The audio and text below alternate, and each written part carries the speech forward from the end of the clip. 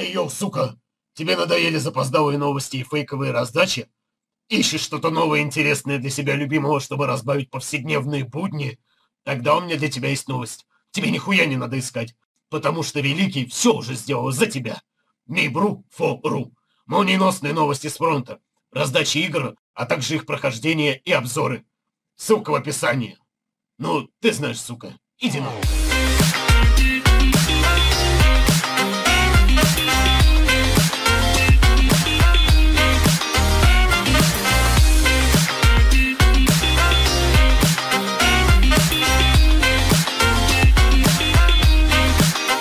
Всем привет, а именно здравствуйте, с вами АДМ, и сегодня мы поговорим о референсных видеокартах.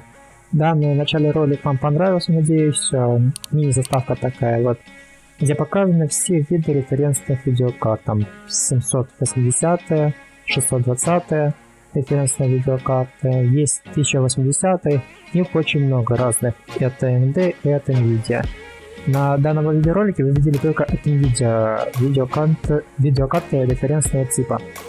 Эти видеокарты выпущены разработчиком непосредственно NVIDIA.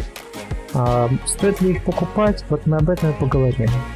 Многим не нравятся эти референсные видеокарты тем, что компактные такие алюминиевом корпусе, кажется, как будто вот, купила, она будет все время работать, и ты ее уронишь, и хоть бы что будет.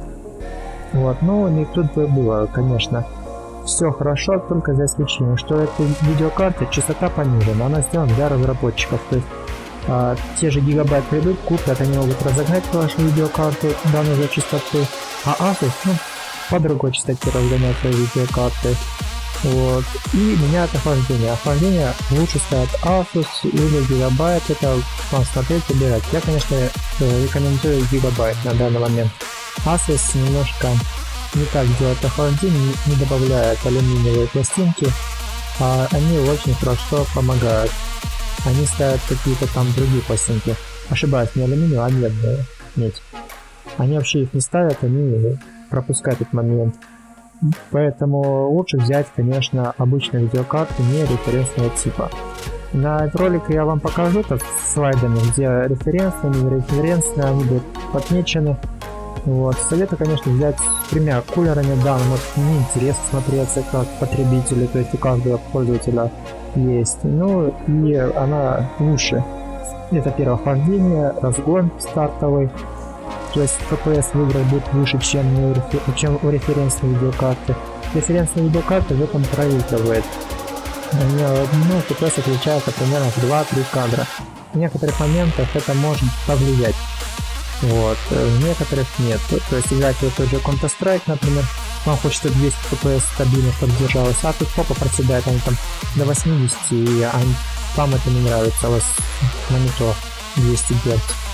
Поэтому советую брать обычную видеокарту, не референсного видеотипа. Вот. Какая дороже, какая дешевле? Дешевле стоит референсные, так как у нее охлаждение плохо, да, и то, что в ней ничего почти что нет. Она не поддерживается компанией, то есть NVIDIA выпустил, вы ее купили, портите, все. У гигабайт вы можете принести, изменить ее, там повысить частоту, понизить частоту, раскрутить кулеры для нужного вам оборотов, там 2000, хоть 3000 оборотов поставить на кулерах.